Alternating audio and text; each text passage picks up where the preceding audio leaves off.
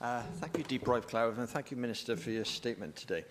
In July this year, the then Minister for Social Partnership, Sarah Murphy, first explained how social partnership is embedded in the way of working in Wales and said, "We've been doing it for a long time, and that is the Welsh way, a model that transcends barriers," something I know that you are now continuing to repeat. However, I think it's a bit presumptuous to say that the Welsh way of social partnership is something unique and different to other social partnerships, given that it is an approach that has been applied by many countries globally since the Second World War, including all UK nations, and it is also a bit facetious to describe social partnership in Wales as the Welsh way, when working in collaboration to solve problems has always been at the heart of business and government. I believe, Minister, that you're overselling the social partnership collaborative working model as a unique way in which Wales can solve its economic problems. The fact is that this government has demonstrated no clear plan of how legislating for a way of working is going to improve the economic outcome of Wales. You may be aware, Minister, that GVA, a good measure of productivity, has declined steadily from 84.3% in 2004 to 82.7% today, dipping to its lowest amount in 2009. And Wales has languished in one of the bottom 4 positions for employment rate and weekly earnings for over 20 years. And we have even experienced a disposable income drop by 4% compared to the UK average since 2004. Moreover, other economic measures have not really changed other than to follow the same trajectories as the rest of the UK. So I ask, Minister, what will now be different? How will legislation requiring sharing ownership of problems and a shared commitment to joint solutions create any new opportunity to improve the economy that doesn't exist or didn't exist before? If the Welsh way, as you describe it, had any actual economic benefits for workers, businesses and an industry, surely this would have been realised by now.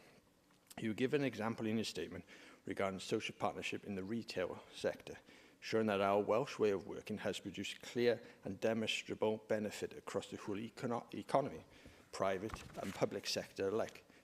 You also say this as a prelude to what has been achieved for our social partnership approach. Yet the Retail Sector Forum was realised in March 2022, before this social partnership legislation was even in place. And it doesn't actually demonstrate economic benefits of social partnership. It only demonstrates mutual understanding of the different perspective of each forum member, of the pressures and problems that different retail businesses are experiencing, and organises that communication to the Welsh Government. The retail sector is suffering in Wales and needs action. High streets are struggling because business rates are too high relative to turnover, meaning costs of items are much higher. There is insufficient parking, and what parking is available is often deemed too expensive. And there are even too few public toilets, which deters many people from wanting to shop on our high street. You don't need social partnership legislation to solve those problems. What you need is for the Welsh Government and our local councils to stop punishing high streets with extortionate rates and charges. I've stated many times, Minister, that I'm at a loss as to the problem this government was actually trying to solve with this legislation. I wonder now if you would be able to tell me. Social partnership is not unique or new to Wales, but has been implemented by businesses for decades. So what, in your mind, is the point of legislating for social partnership?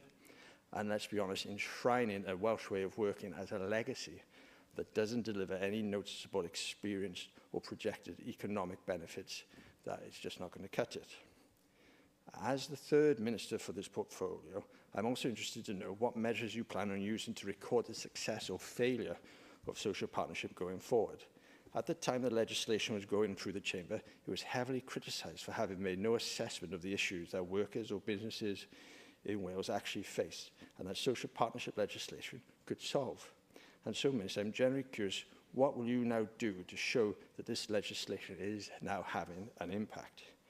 It has also been well documented that the Wellbeing of Future Generations Act took an extremely long time to even be recognised, and even after 7 years of its implementation, a number of public bodies claim that they still hadn't heard of it.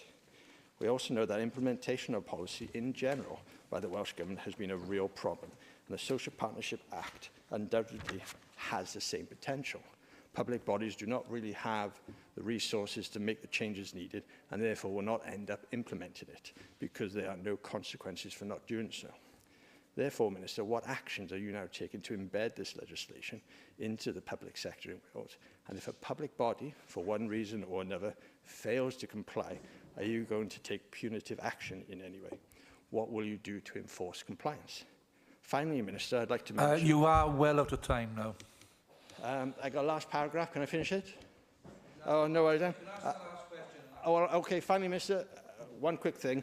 There's no mention whatsoever of disabled workers in the statement.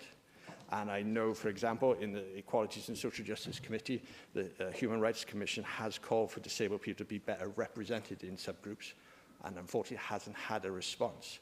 So I'm keen to know what you'll do to give a voice for them at the table in future representations. Thank you.